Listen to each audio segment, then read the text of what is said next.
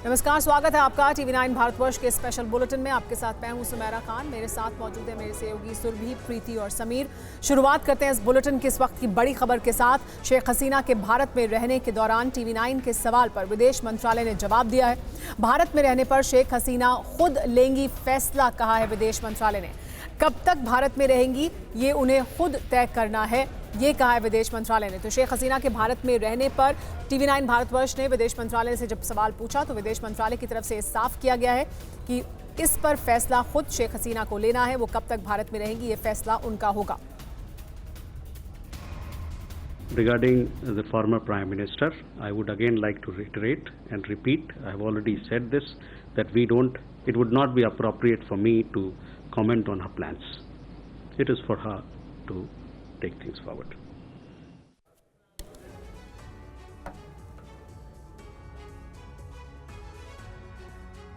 इस वक्त एक और बड़ी खबर है क्योंकि बांग्लादेश की अंतरिम सरकार पर विदेश मंत्रालय का बयान आया है।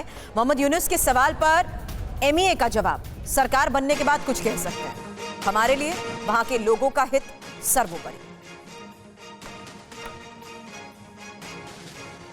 तो अब विदेश मंत्रालय की तरफ से बांग्लादेश के हालात और शेख हसीना की भारत में मौजूदगी को लेकर बड़े बयान सामने आए हैं, जहां भारत में रहने का शेख हसीना खुद फैसला लेंगी और कब तक रहना है इसको लेकर भी वो खुद ही तय करेंगी, ये एमईए की तरफ से कहा गया।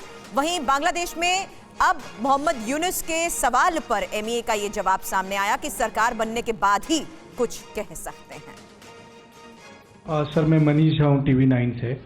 मोहम्मद यूनुस जो कि बांग्लादेश में इंटरिम सरकार को लीड करने वाले हैं, उनका इंडिया को लेकर बहुत ही मिक्स रिएक्शन रहा है। पब्लिकली वो ये बात काफ़ी क्रिटिसाइज करते हैं कि शेख हसीना को इंडिया ने बहुत ज़्यादा समर्थन दिया है। तो अब जबकि वो सरकार को लीड करेंगे तो इंडिया की क्या एक्सपेक्टेशन है मोहम्मद यूनुस से? मनीष, आपका सवाल देखिए, अभी तो वहाँ सरकार जो अंतरिम सरकार है बना नहीं है। एक बार अंतरिम सरकार बन जाए तो उसके बाद कुछ कहा जा सकता है। अब ऐसे अभी की स्थिति में ये है कि थोड़ा प्रीमैच्योर है कहना, लेकिन मैंने जैसे कहा आपसे कि सरकार, अंतरिम सरकार आए और भी बहुत सारी चीज़ें होंगी आने वाले, लेकिन हमारे लिए जो है वहाँ के लोगों की जो आकांक्षाएं हैं, वहाँ के लोगों का जो हित है वो हमारे लिए सर्वोपरि है और रहेगा भारत के लिए, भारत के लोगों के लिए।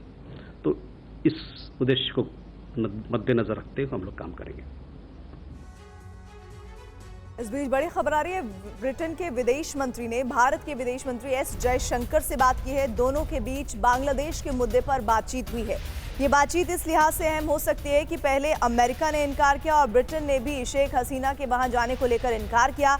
इस बीच खबर यह है कि भारत के और साथ ही साथ ब्रिटेन के विदेश मंत्रियों ने आपस में बात की है। मौजूदा बांग्लादेश में जो हालात है इस पर ये बातचीत हुई है। हमारे साथ दिल्ली से मनीष झा लाइव जुड़े हुए हैं। मनीष, अभी एमईए की प्रेस कॉन्फ्रेंस में आपके सवाल का जवाब हम सुन रहे थे, लेकिन ऐसे में ब्रिटेन के विदेश मंत्री ने बात की है एस जयशंकर, हमारे देश के विदेश मंत्री से। क्या बातचीत हुई है, क्या डिटेल्स हैं इस वक्त? बिल्कुल, देखिए, हालांकि विदेश मंत्री जयशंकर ने केवल यही कहा कि बांग्लादेश को लेकर बातचीत हुई है, यही बात विदेश मंत्रालय ने भी दोहराया। लेकिन चूंकि जिस तरह के हालात हैं, शेख हसीना भारत में है, वहीं दूसरी तरफ कुछ देर के बाद यानी कि ठीक 3 घंटे के बाद बांग्लादेश में नई सरकार मोहम्मद यूनुस के नेतृत्व में शपथ ग्रहण करने वाली है। तो इसे लेकर भारत और ब्रिटेन के विदेश मंत्रियों के बीच में बातचीत हुई है। चूंकि शेख हसीना का एक प्लान लंदन जाने का था, ऐसे में इस बात से इनकार नहीं किया जा सकता।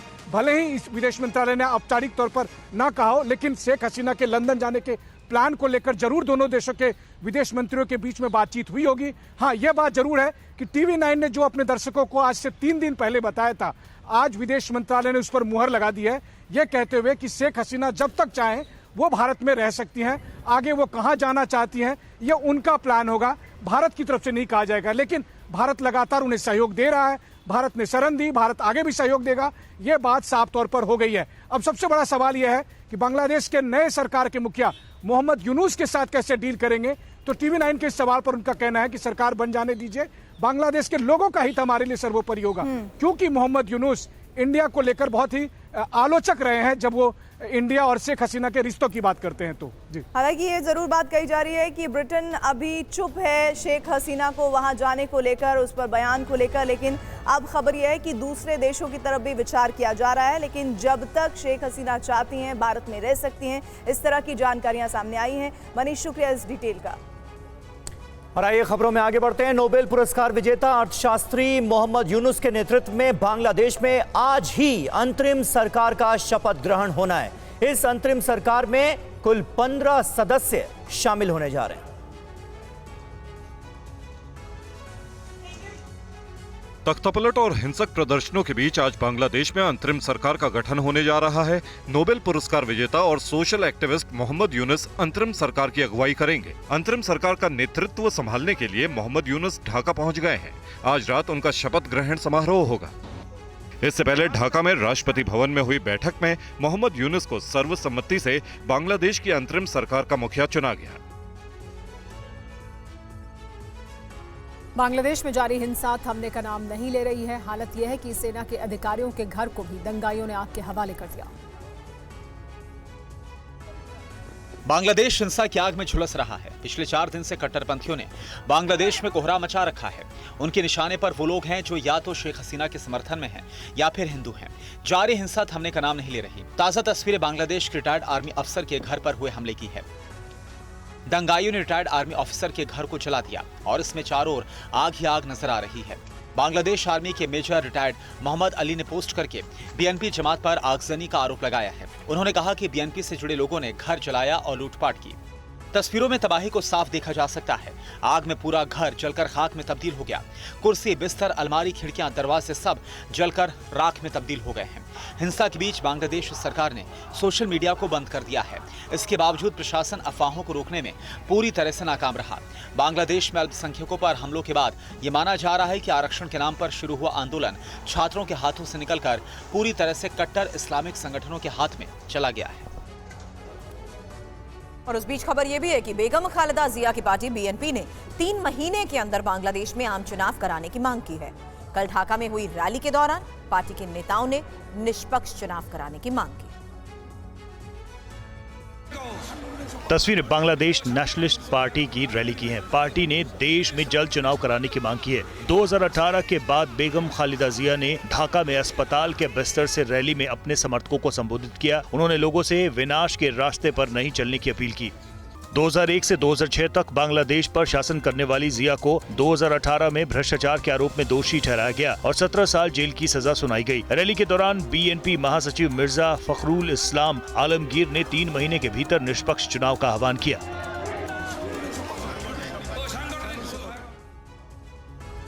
पश्चिम बंगाल के नॉर्थ 24 परगना के गोजाडांगा सीमा पर TV9 संवाददाता रवि दत्ता ने हालात का जायजा लिया। देखिए रिपोर्ट। गोजाडांगा वो जगह है जहां से ज़्यादातर ट्रांसपोर्ट जो है वो उसका आना जाना रहता है। आप देख सकते हैं बांग्लादेश की तरफ से यहाँ पे और एक गाड़ी आ रही है जो कि उन पे सामान रखा हुआ है, पेपर जमा कर रहे हैं। वहाँ पे आगे पेपर चेकिंग हो रहा है, फिर यहाँ पे पेपर जमा कर रहे हैं और फिर ये आ रहे हैं। कोशिश करेंगे इनके साथ बातचीत करने के लिए। आप देख सकते हैं बॉर्डर सिक्योरिटी फोर्स का ये ऑफिस है। बांग्लादेशेর কি অবস্থা? বাংলাদেশ ভালো অবস্থা, ভালো অবস্থা। ভালো অবস্থা? ভালো অবস্থা। এত লোক মরে যাচ্ছে ওখানে। না ওই লোক মরতে না, হাসিনা পদত্যাগ করেছে, লোক মরতে। ওখানে প্রচুর হিন্দু লোক মারা যাচ্ছে। না না না না না, হিন্দু লোক মারা যাচ্ছে না। আমরা ভাই ভাই, আমরা ওখানে আমাদের সাথে সব ওরা মিলিতভাবে আছে, সুন্দর ভালো আছে। ঢাকায় এখনো তো আগুন বলতে পারলাম না, আমাদের এলাকার ভালো। আচ্ছা, তো কিন্তু এই যে শেখ হাসিনাকে সরিয়ে দেওয়া হলো, মোহাম্মদ ইউনুস আসছে, তো এতে ভালো হবে বাংলাদেশে? बांग्लादेश এখন আমি স্যার আমরা ছোট মানুষ, আমরা কি বলবো আমাদের থেকে। हालांकि अलग बात है कि आज यहाँ पे जो है इनका बिजनेस शुरू हुआ है, बांग्लादेश का फ्लैग लगा हुआ ये जो ट्रक्स है ये सामने जा रहे हैं। और वक्फ बोर्ड कानून को लेकर एक अहम खबर है। ज्वाइंट कमेटी के पास भेजा जाएगा वक्फ संशोधन बिल। सरकार ने जेपीसी को भेजने की सिफारिश कर दी है।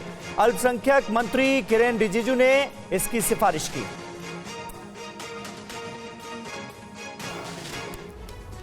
सबने कहा कि इस बिल पे और भी चर्चा होना चाहिए, स्क्रूटनी होना चाहिए। क्यों नहीं, हम इसके लिए भागने वाला नहीं है, क्योंकि इसमें हमारा मनसा साफ है, हमारा कदम साफ है। किस चीज से डरना है? किसी भी कमेटी में जाके इसको स्क्रूटनी करना है, हम स्वागत करते हैं सर, इसमें पीछे हटने का सवाल नहीं है। जब हम छुप के कोई गलत काम करते हैं तब भागते हैं, हम भागने वाला नहीं है।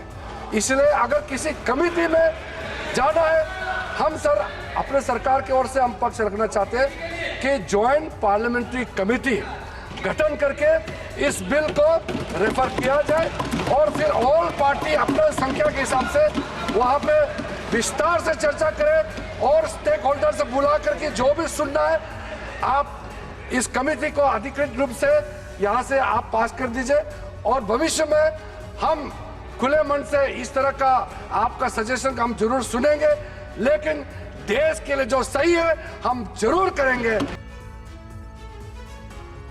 लोकसभा में सरकार ने जैसे ही बिल पेश किया, विपक्ष ने जमकर हंगामा किया, लेकिन जेडीयू और टीडीपी ने सरकार का साथ दिया।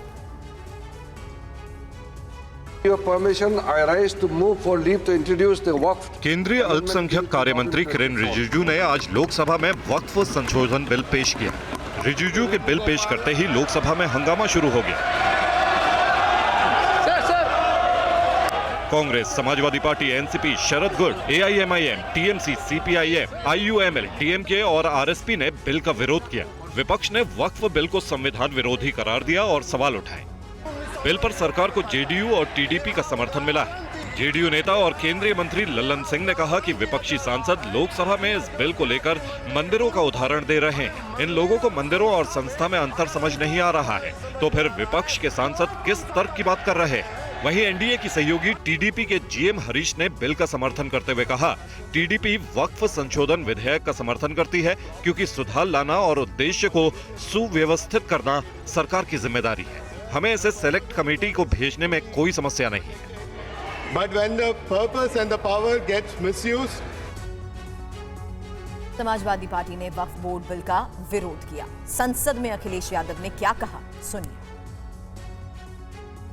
बिल जो इंट्रोड्यूस हो रहा है, ये अध्यक्ष महोदय बहुत सोची समझी राजनीति के तहत हो रहा है। अध्यक्ष महोदय जब लोकतांत्रिक तरीके से चुने जाने की पहले से प्रक्रिया है तो उसको नॉमिनेट क्यों किया जा रहा है? वहीं जहां अन्य धार्मिक जो मसले हैं, बॉडीज हैं, उनमें कोई गैर बरादरी का नहीं आता है। मान लीजिए वक्फ बोर्ड में गैर मुस्लिम को शामिल करने का औचित्य क्या बनता है?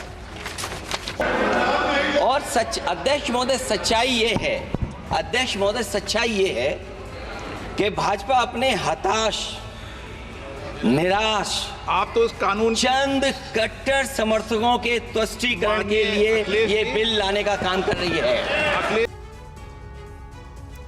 वक्फ बोर्ड संशोधन बिल पर बहस के दौरान अखिलेश यादव ने स्पीकर के अधिकारों को लेकर सरकार पर तंज कसा। उसके बाद गृह मंत्री अमित शाह ने जवाब दिया। अध्यक्ष महोदय, आज तो हमारे आपके अधिकार कट रहे हैं। मैं याद कीजिए अध्यक्ष महोदय, मैंने आपसे कहा था कि आप लोकतंत्र के न्यायाधीश हैं और मैंने अध्यक्ष महोदय सुना है इस लॉबी में कि कुछ अधिकार आपके भी छीने जा रहे हैं। उसके लिए हम लोगों को लड़ना पड़ेगा आपके लिए। अध्यक्ष महोदय, मैं इस बिल का विरोध करता हूं। अध्यक्ष के अधिकार अखिलेश जी सिर्फ विपक्ष के नहीं है, पूरे सदन के हैं। इस तरह की गोलमोल बात आप नहीं कर सकते हो। आप नहीं हो अध्यक्ष के अधिकार के संरक्षक। एक मिनट, ये इसलिए लाया जा रहा अध्यक्ष महोदय, अभी हारे हैं अध्यक्ष महोदय, अभी हारे हैं और दरअसल ये चाहते हैं। और केंद्रीय मंत्री ललन सिंह ने वक्फ बोर्ड पर विपक्ष को जवाब दिया। उन्होंने कहा, कोई भी कानून से बनी संस्था अगर निरंकुश हो जाए तो सरकार को उसमें बदलाव करने का अधिकार है। कई माननीय सदस्यों की बात सुनने से ऐसा लग रहा है जैसे यह जो संशोधन लाया गया वक्फ बोर्ड के कानून में, यह मुसलमान विरोधी है। कहां से ये मुसलमान विरोधी है? कौन सा इसका कानून मुसलमान विरोधी बताता है? यहाँ उदाहरण दी, यहाँ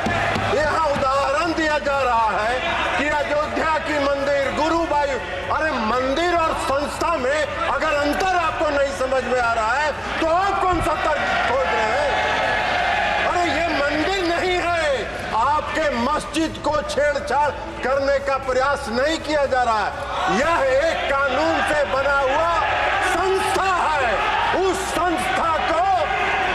संस्था को पारदर्शी बनाने के लिए कानून बनाया जा रहा है। वक्फ बोर्ड किसी कानून से बना है और कानून से बना हुआ कोई भी संस्था अगर निरंकुश होगा तो उसमें पारदर्शिता लाने के लिए सरकार को हक है, अधिकार है कानून बनाने का।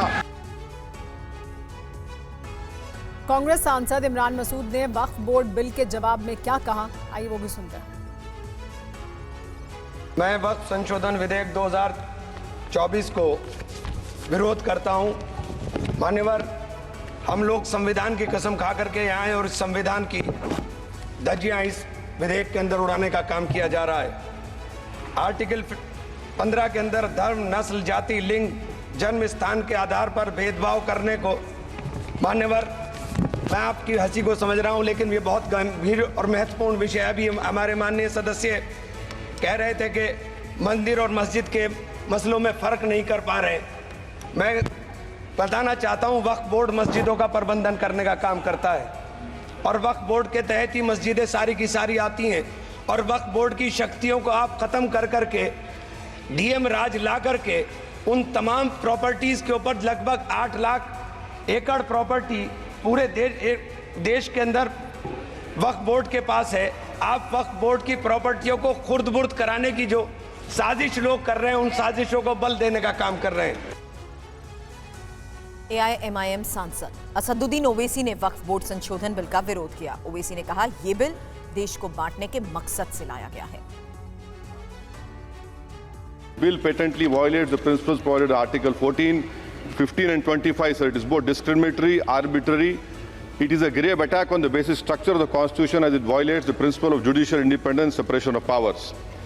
Sir, one thing has to be understood, that the Waqf management of a property is an essential religious practice for a Muslim. Waqf properties, sir, are not public properties. By removing Waqf by user, this government wants to take over Dargah, Masjid and Waqf properties. Sir, take this example of 107, you have made it more difficult. Government बोल रही है, sir मैं खत्म कर रहा हूं sir, आधा minute. Government कह रहे हैं कि हम महिलाओं को दे रहे हैं। मुझे यकीन है कि आप बिल्किस बानो को और ज़किया जाफरी को मेंबर बनाएंगे, मुझे यकीन है। मैं आपसे जानना चाह रहा हूं सर कि ये जो आप बिल ला रहे हैं, आप देश को बांटने का काम कर रहे हैं, जोड़ने का काम नहीं कर रहे हैं। आप दुश्मन हैं मुसलमानों के, उसका सबूत ये बिल है। Thank you sir. संसद भवन के मकर द्वार पर आज विपक्षी दलों के सांसदों ने महंगाई के विरोध और किसानों को कानूनन एमएसपी दिए जाने की मांग को लेकर नारेबाजी की है।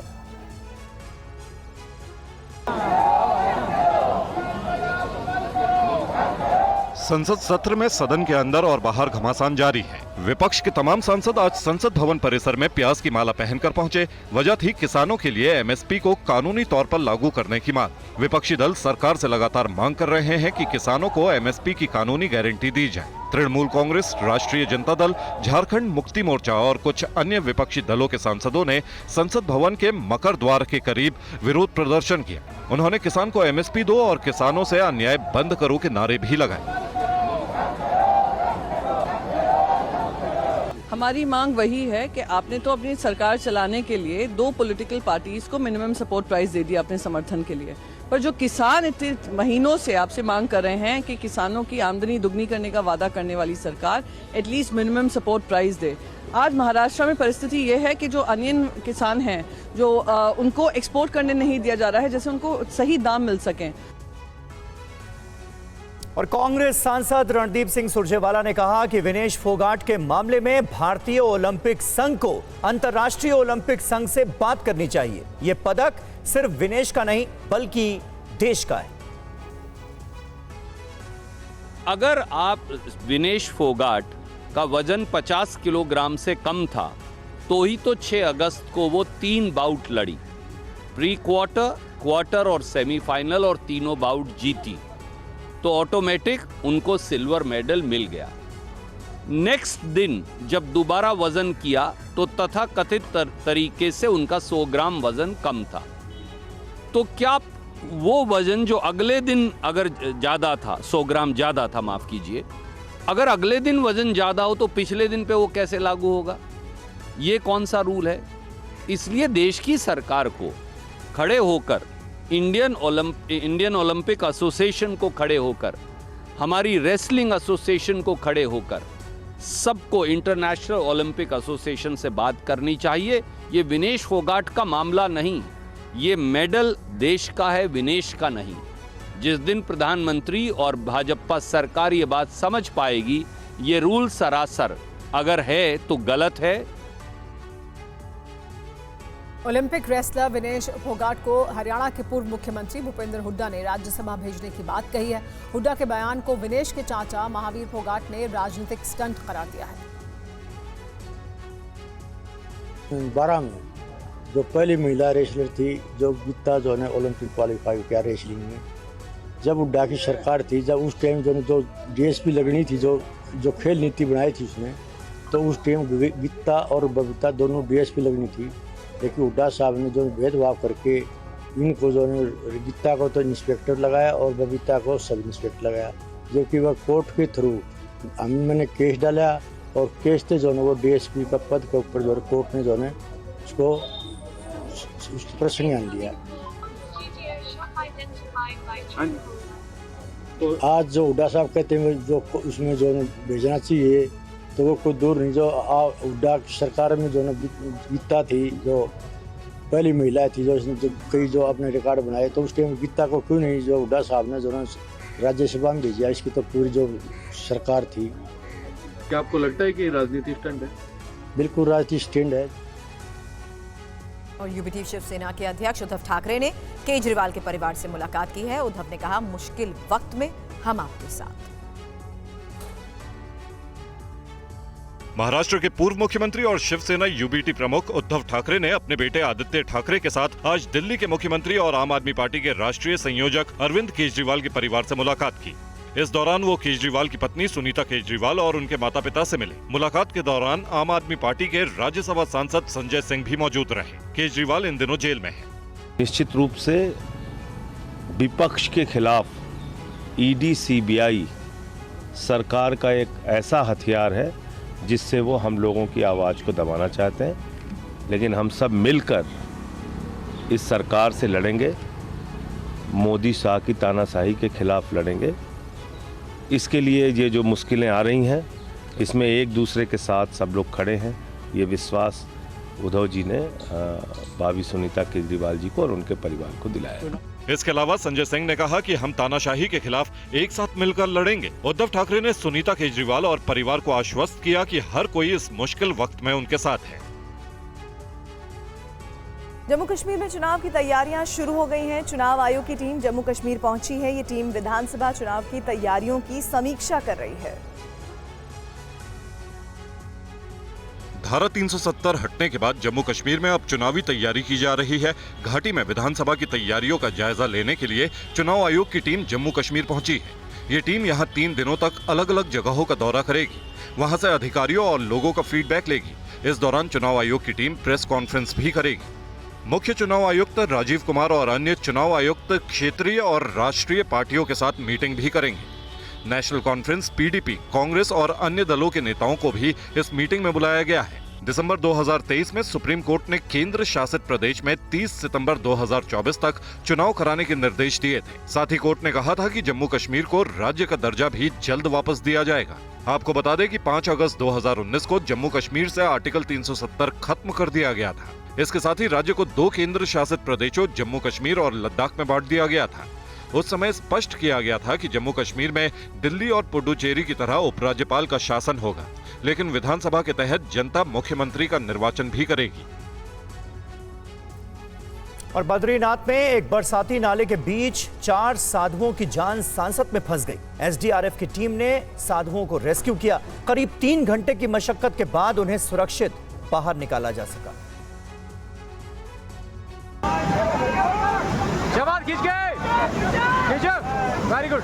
बरसाती नाला उफन रहा है। इसके बीच से श्रद्धालुओं को निकाला जा रहा है। उत्तराखंड के एसडीआरएफ की टीमें लगातार लोगों को बचाने में लगी है। ये तस्वीरें बद्रीनाथ के पास चरण पादुका में फंसे साधुओं के रेस्क्यू ऑपरेशन की है, जहां पर जवानों ने बहादुरी के साथ साधुओं का रेस्क्यू किया है। बताया जाता है कि बुधवार की देर शाम को जब अंधेरा होने लगा था, तब कोतवाली बद्रीनाथ से खबर मिली कि कुछ साधु चरण पादुका के पास रास्ता भटक गए हैं, जिसके बाद एसडीआरएफ की रेस्क्यू टीमों ने तत्काल रेस्क्यू ऑपरेशन की तैयारी की। इन लोगों तक पहुंचने के लिए रेस्क्यू टीम को कठिन और दुर्गम पहाड़ी रास्तों पर करीब 3 किलोमीटर तक पैदल ट्रैकिंग करनी पड़ी।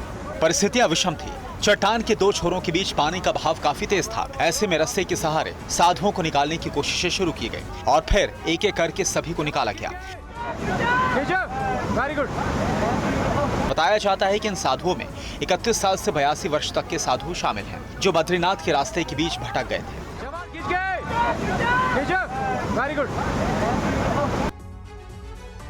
केदारनाथ धाम की घाटी में आज भी लैंडस्लाइड हुआ। इससे एक बार फिर राहत और बचाव कार्य में दिक्कतें आ गई हैं। ये आप देख पा रहे होंगे अभी सोनप्रिया पहाड़ दरक रहे हैं, जगह जगह से पहाड़ से पत्थरों का गिरना लगातार जारी है। इस बीच सोनप्रयाग की ये तस्वीर सामने आई है, जहां पर इस पहाड़ के आगे का ये भाग देखिए किस तरह से नीचे की ओर खिसक रहा है। गिरते हुए ये पत्थर किसी बड़ी अनहोनी का संकेत दे रहे हैं।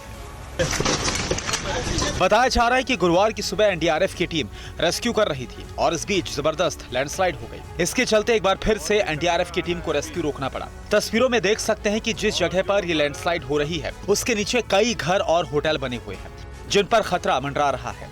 एनडीआरएफ और एसडीआरएफ की टीम लगातार डटी हुई है। लैंडस्लाइड वाली जगह से आवाजाही ठप हो गई है। आपको बता दें कि मुख्यमंत्री पुष्कर सिंह धामी ने केदार घाटी में 31 जुलाई को आपदा के कारण हुए नुकसान और राहत और बचाव कार्यों का जायजा लेने के बाद अधिकारियों को जल्द से जल्द जनजीवन सामान्य बनाने का निर्देश दिया था, लेकिन इस काम में फिर लैंडस्लाइड की वजह से बाधा आ गई। इस बीच पैदल केदारनाथ धाम की यात्रा स्थगित है।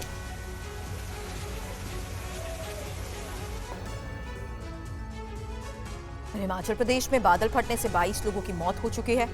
30 लोग लापता बताए जा रहे हैं, जिनकी तलाश में रेस्क्यू ऑपरेशन जारी है।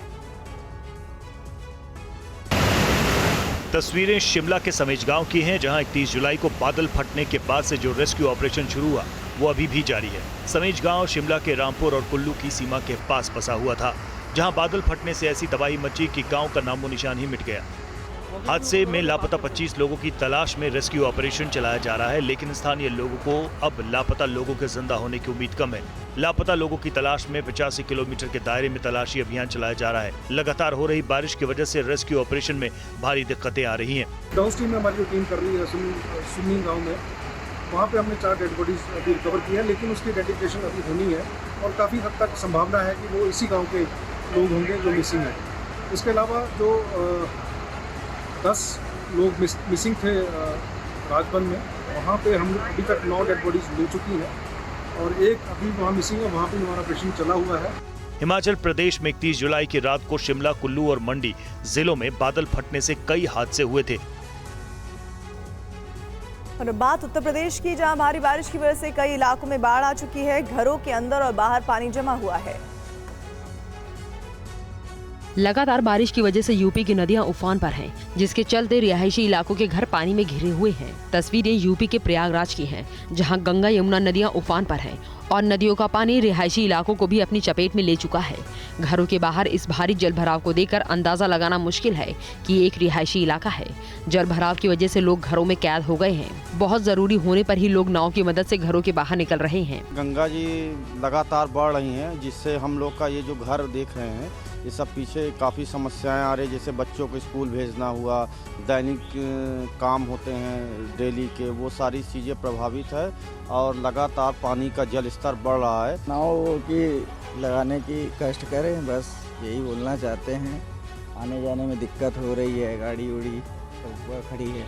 लगातार बारिश की वजह से प्रयागराज में गंगा यमुना नदी खतरे के निशान के ऊपर बह रही हैं। बारिश का सिलसिला थमने के बाद ही राहत के आसार हैं। फिलहाल मौसम विभाग ने 4 दिनों तक यूपी में बारिश का दौर जारी रहने की चेतावनी जारी की है। यूपी के 27 जिलों में बारिश का अलर्ट है। और गंगा नदी में बाढ़ के कारण घाट पानी में डूब चुके हैं। सबसे ज्यादा परेशानी अंतिम संस्कार के लिए आने वालों को हो रही है। वाराणसी में गंगा विकराल रूप दिखा रही है। जल स्तर लगातार बढ़ रहा है। गंगा की तेज धारा के बीच घाट पानी में डूब गए हैं। किनारे पर बने मंदिर भी आधे डूब चुके हैं। खाली नावें घाट के किनारे शोपीस की तरह नजर आ रही हैं। गंगा किनारे के जितने घाट हैं वो सब पानी में डूब गए हैं। नतीजतन उनका संपर्क आपस में कट गया है। अब एक घाट से दूसरे पर जाने के लिए घूमकर जाना पड़ रहा है।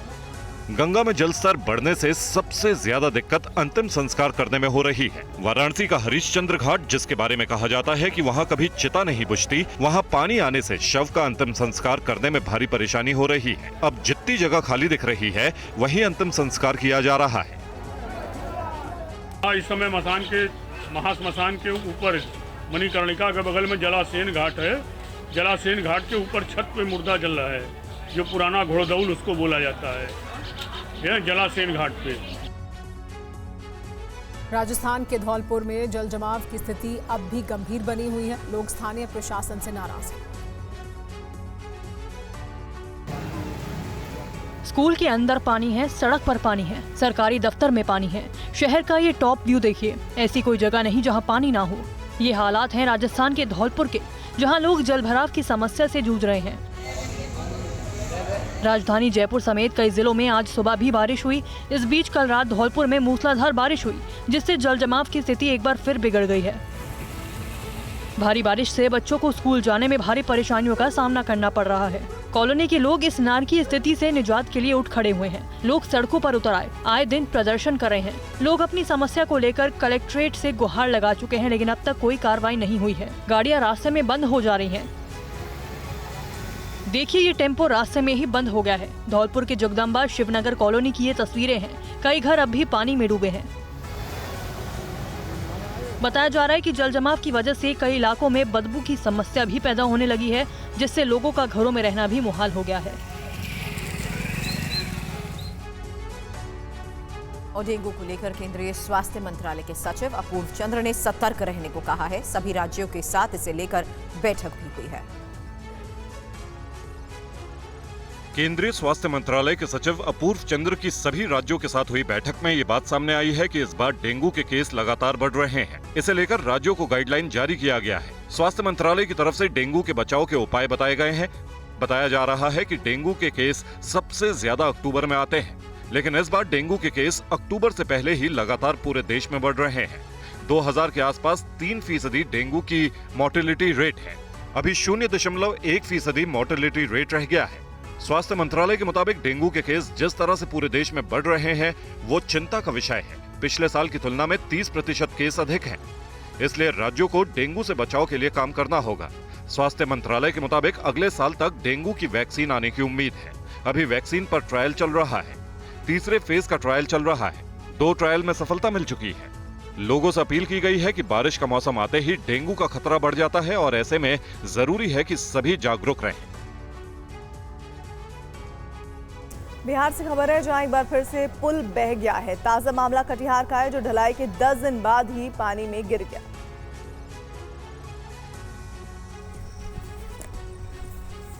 नदी में पुल के नाम पर ये 2 पाए बचे हैं, जो गवाही दे रहे हैं कि यहाँ पुल बन रहा था। गंगा नदी उफान पर है। पानी पुल के काफी नजदीक है। इस विषम हालात के बीच ककिया सुखाए पंचायत में लगभग 2 करोड़ की लागत से पुल बनाया जा रहा था। कहा जा रहा है कि ढलाई के 10 दिन बाद ही पुल पानी में ढह गया। कटिहार में निर्माणाधीन पुल के 2 पिलर नदी के नीचे बहाव में बह गए। बरारी प्रखंड के लोगों ने अधिकारियों पर पुल निर्माण में भ्रष्टाचार का आरोप लगाया है। पुल के पिलर निर्माण में घटिया सामग्री का इस्तेमाल किया गया था। बताया जा रहा है कि पुल को करीब 2 करोड़ रुपए की लागत से बनाया जा रहा था।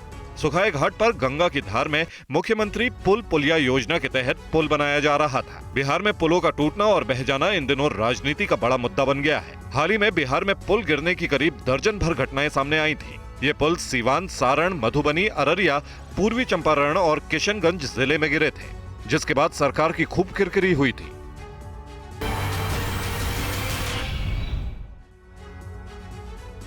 और इस वक्त की एक अहम तस्वीर, सोनिया गांधी से मिलने पहुंचे हैं उद्धव ठाकरे।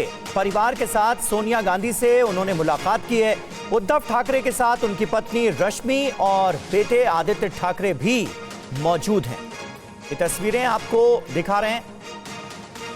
परिवार के साथ सोनिया गांधी से मिलने पहुंचे हैं उद्धव ठाकरे। हमने देखा था थोड़ी देर पहले दिल्ली के मुख्यमंत्री अरविंद केजरीवाल के परिवार से भी उद्धव ठाकरे ने मुलाकात की थी और उनसे मिलकर ये कहा था कि इस मुश्किल घड़ी में हम आपके साथ हैं। और अब उद्धव ठाकरे पूरे परिवार के साथ सोनिया गांधी से मुलाकात के लिए पहुंचे हैं।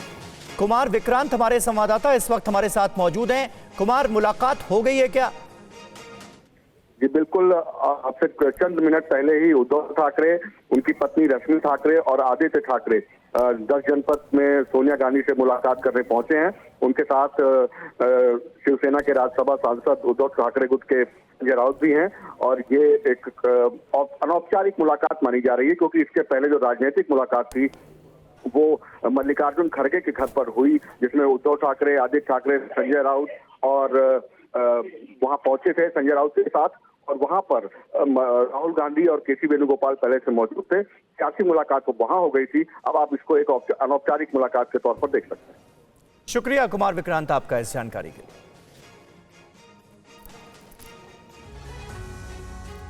इस बीच खबर है कि पीएम मोदी जल्द ही अमेरिका के दौरे पर जा रहे हैं, जहां वो न्यूयॉर्क में भारतीयों की विशाल सभा को भी संबोधित करेंगे।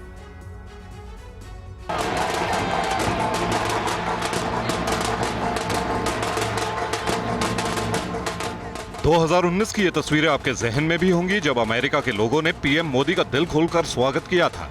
पीएम मोदी की लोकप्रियता का लोहा दुनिया ने माना था। आपको बता दें कि संयुक्त राष्ट्र महासभा की बैठक के लिए सितंबर में प्रधानमंत्री मोदी अमेरिका जाएंगे। 24 सितंबर को प्रधानमंत्री मोदी का यूएन में संबोधन है। खबर है कि प्रधानमंत्री के अमेरिका दौरे के बीच प्रवासी भारतीयों के संबोधन के बड़े कार्यक्रम की तैयारी चल रही है। खबर है कि 23 या 25 सितंबर को न्यूयॉर्क में प्रधानमंत्री का मेगा कार्यक्रम होगा। ये बहुत कुछ 2014 के मेडिसन स्क्वायर या 2019 के हाउडी मोदी कार्यक्रम जैसा होगा। सूत्रों से मिली जानकारी के मुताबिक बीजेपी के विदेश विभाग के इंचार्ज विजय चौथाईवाला न्यूयॉर्क में मौजूद हैं। न्यूयॉर्क और अमेरिका में रहने वाले भारतीय प्रतिनिधियों के साथ उनकी बैठकें हो रही हैं।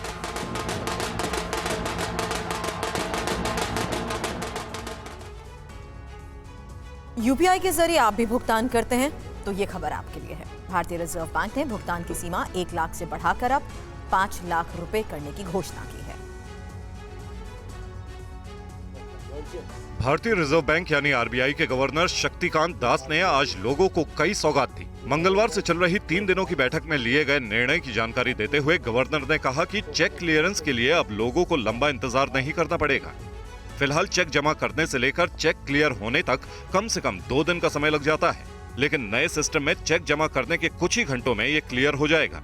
आरबीआई के गवर्नर शक्तिकांत दास ने गुरुवार को वित्तीय वर्ष 2024-2025 की तीसरी मॉनेटरी पॉलिसी समीक्षा की घोषणा करते हुए ये भी कहा कि यूपीआई से भुगतान करने का तरीका लोगों की पसंद बन गया है।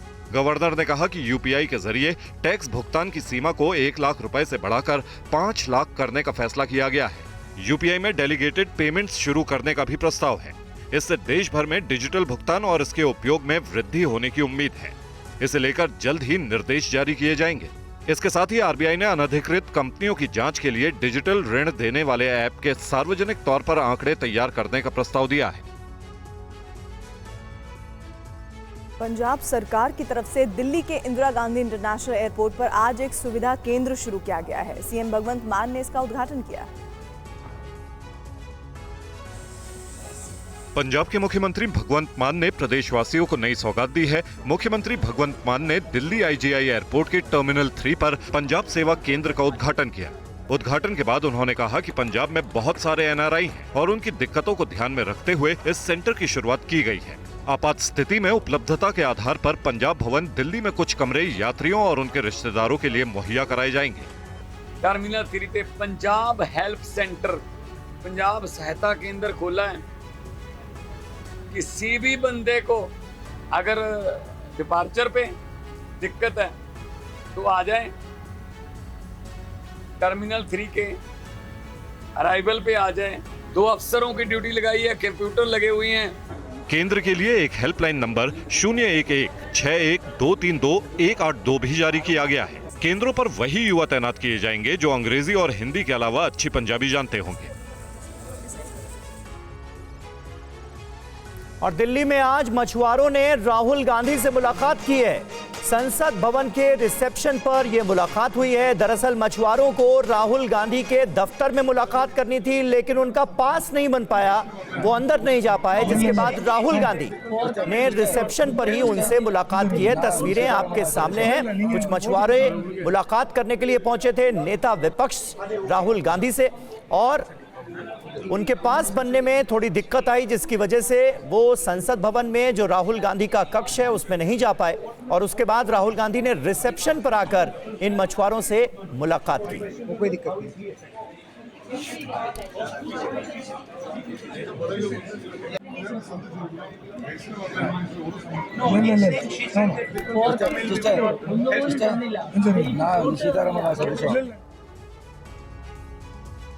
फिल्म एक्टर अक्षय कुमार मुंबई के हाजी अली दरगाह पहुंचे। वहां चल रहे रेनोवेशन के लिए उन्होंने दान भी दिया।